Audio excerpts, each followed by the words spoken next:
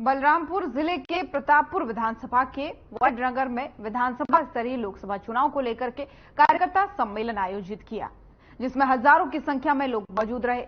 वहीं आपको बता दें कि कार्यकर्ता सम्मेलन में स्वास्थ्य मंत्री श्यामा बिहारी जायसवाल बतौर मुख्य अतिथि पहुंचे। इस दौरान बीजेपी कार्यकर्ताओं में काफी जोश और उत्साह दिखा। स्वास्थ्य मंत्री श्याम बिहारी जायसवाल ने सम्मेलन में कहा कि केंद्र में पीएम मोदी के नेतृत्व में तीसरी बार बीजेपी जीत हासिल करेगी।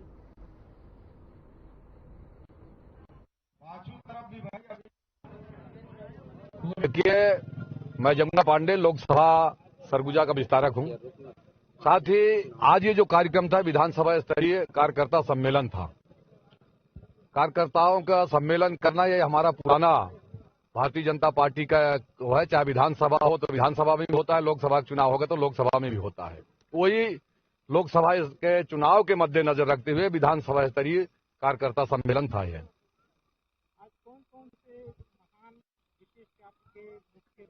देखिए, मुखिया के तौर पे हमारे छत्तीसगढ़ के शासन में कैबिनेट मंत्री श्याम बिहारी जायसवाल जी, जो स्वास्थ्य मंत्री हैं, वो हम लोगों के बीच में आए थे। साथ ही हमारे क्षेत्र की विधायक शकुंतला जी थी और जिनको भारतीय जनता पार्टी ने प्रत्याशी बनाया है सरगुजा लोकसभा से, चिंतामणि महाराज जी थे, हमारे दोनों जिले के अध्यक्ष थे।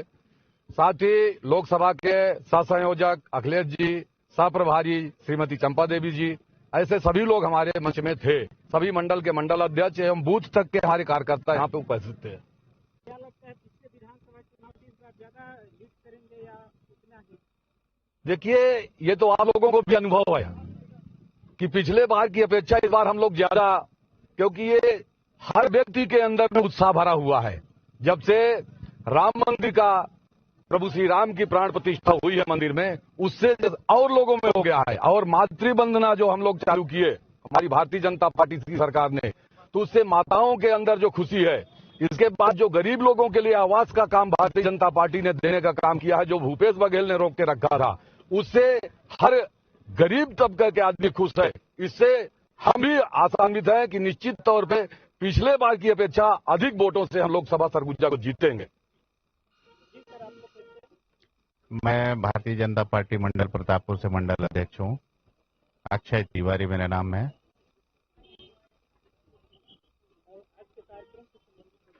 ये कार्यकर्ता सम्मेलन था। भारतीय जनता पार्टी ये आयोजन हमेशा करती रहती है। उसी तरह में यहाँ पे कार्यकर्ताओं से भेंट मुलाकात और लोकसभा चुनाव को लेकर कार्यकर्ता सम्मेलन आयोजित किया गया था।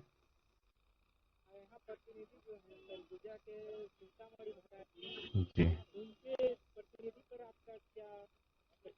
निश्चित तौर से भारतीय जनता पार्टी ने एक अच्छा योग्य उम्मीदवार यहाँ पे प्रत्याशी के रूप में दिया है और हमारी संस्कृति, हमारे कल्चर के साथ उनका तालमेल पुराना रहा है। एक प्रकृतिवादी लीडर के रूप में वो उभर के आए थे। गहिरा गुरु आश्रम से उनका ताल्लुकात है और इस क्षेत्र की जनता गहिरा गुरु आश्रम पे आस्था और विश्वास रखती है और इस क्षेत्र में उनसे बहुत सारी उम्मीदें हैं, निश्चित तौर से पूरी होंगी और भारतीय जनता पार्टी माननीय प्रधानमंत्री मोदी जी के नेतृत्व में इस क्षेत्र का विकास करेगी। छत्तीसगढ़ में हम लोग 11 की 11 सीट इस बार प्रचंड बहुमत से जीतेंगे। और केवल ऐसा नहीं कि राजनीतिक बातें मैं कर रहा हूं, आप इतिहास भी देख लीजिए पिछले 4 चुनावों का। पिछले बार हमने 2 सीटें जो हारी थी बहुत कम मार्जिन से 27,000 और 29,000 से हारे थे। और इस बार भारतीय जनता पार्टी की सरकार है और हमने माननीय विष्णुदेव साय जी के नेतृत्व में जो भी माननीय नरेंद्र मोदी जी की गारंटियां थी उसको पूरा किया है। और पूरे देश में जिस रफ्तार के साथ मोदी जी की लहर चल रही है, छत्तीसगढ़ में भी उसी गति से चल रहा है। और उस नाते सीट तो जीत ही रहे हैं, लेकिन ये 11 की 11 सीटें रिकॉर्ड मतों से जीतने जा रहे हैं। एक तरफ सोसाइटी और क्या आपका मोदी गारंटी ही रहेगा? देखिए, व्यक्तियों का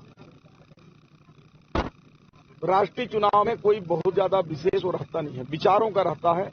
और देश की एक एक जनता ये जान चुकी है कि माननीय नरेंद्र मोदी जी के नेतृत्व में जिस प्रकार से 10 सालों में, चाहे वो गरीब कल्याण का कार्य हो, चाहे गरीबों के लिए हो, चाहे देश का डेवलपमेंट हो, चाहे अर्थव्यवस्था में हो, विदेश नीति में हो, भारत के लोगों को विश्वास हो चुका है कि विश्व गुरु केवल माननीय नरेंद्र मोदी जी के नेतृत्व में बन सकता है।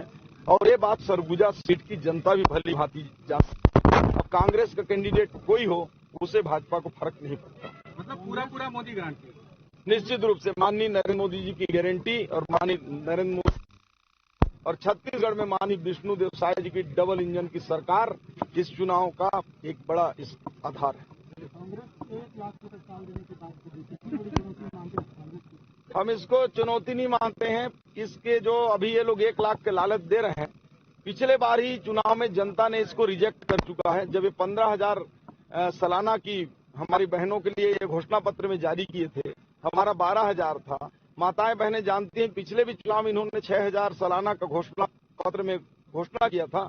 ये मीडिया के सामने बोल रहा हूँ, आप लोग भी देख सकते हैं इनके गूगल में, इनके जो भी होंगे। तो ये जब 6,000 नहीं दे पाए तो 1 लाख ही क्या देंगे? इस बात को भली भांति आम जनता समझती है, इसलिए उसमें कोई दम नहीं है। ईवीएम पर सवाल।